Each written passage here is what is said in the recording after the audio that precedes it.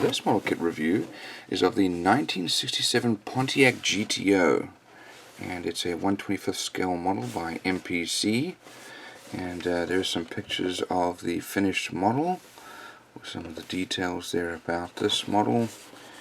And it's the same picture. There's another picture there. These are the muscle cars from the United States. Let's have a look inside and see what we've got. Got some chrome parts, some glass, main body. Oh yeah. So let's start off by looking at our body. It's a good place to start.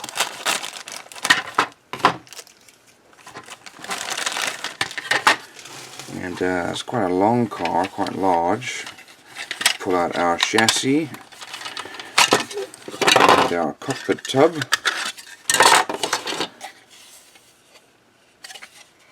So, quite nicely molded actually. Some nice lines here.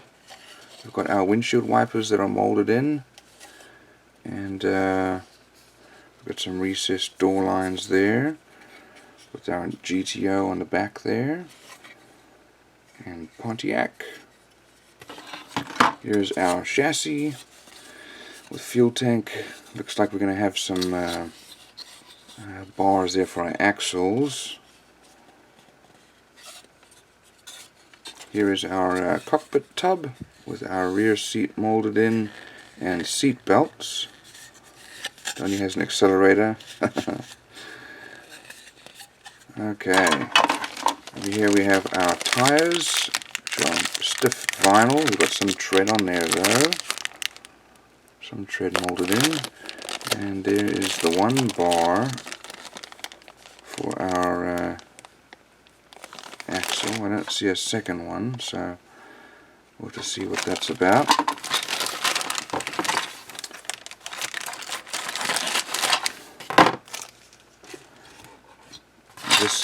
This plastic they use is a little stiff. Different companies use different plastics. As you can see, this is an old mold, so there's no protective sprue around it, and we've got a lot of flashing. Just requires some extra work to get rid of that. Here is our hood, and that's probably going to be a spoiler. Here's our engine firewall, and there's a battery. And that's probably going to be our extra axles.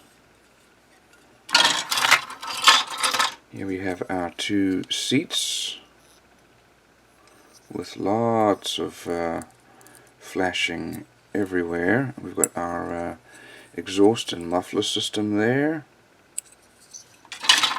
Here is our, there's the brake pedal. This is our dashboard. We have another hood here with a scoop, and looks like some, it's probably some suspension parts there. We have our steering wheel, again flashing. Just shows the mold is old and leaking plastic. And not sure what these parts are for. Maybe some headrests there. That might be what that's for. Let's have a look here. We've got some additional seats here, bucket seats. And we've got our engine block with our oil pan, fan blade there. Our exhaust manifold, belts. Here's some wheels. And front grille.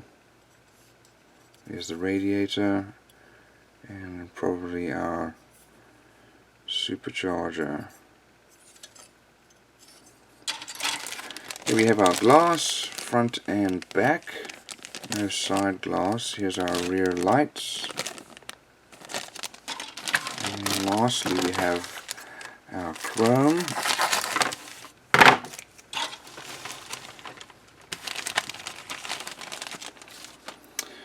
So this is our front grille here. Here's our rear bumper. We've got these types of wheels, or those types of wheels, depending which one you want. And lots of chrome. The problem with this is that it's all, I mean, it's nice chrome, but it's all painted on stuff that's got flashing. So you have to scrape the flashing off, which leaves you a spot, and you have to re-chrome it. Here are exhausts here, more engine parts with chrome. More engine parts here. It's probably as our top of the supercharger there. And lots and lots of chrome. So let's have a look at all the paperwork we got here. And let's see here. That looks like that's Italian. Here's English. They all come in different languages. German, Spanish, Portuguese, French. There's our English. And we'll have a look at our decals as well afterwards. So there's the color code. And depending on which version you want to build, that's the standard engine. This is the supercharged engine with fuel injection. Those are the two different engines to build. And I'm going to do our wheels, also depending on which type you're going to build.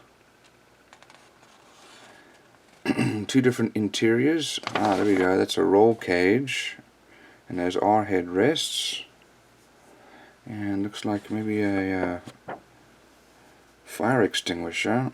This is the stock version. Then we mount our engine onto the chassis, as well as our exhaust parts there and there.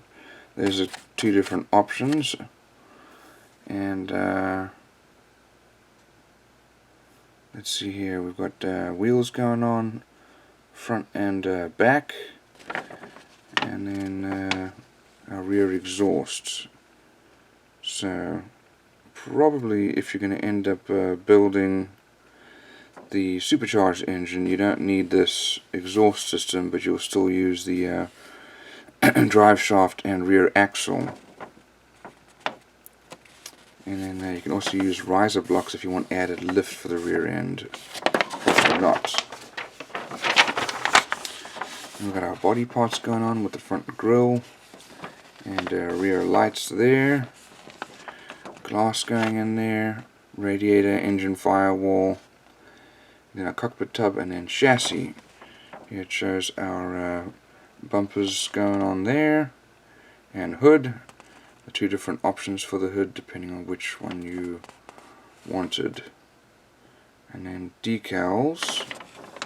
Let's have a look at our decals here.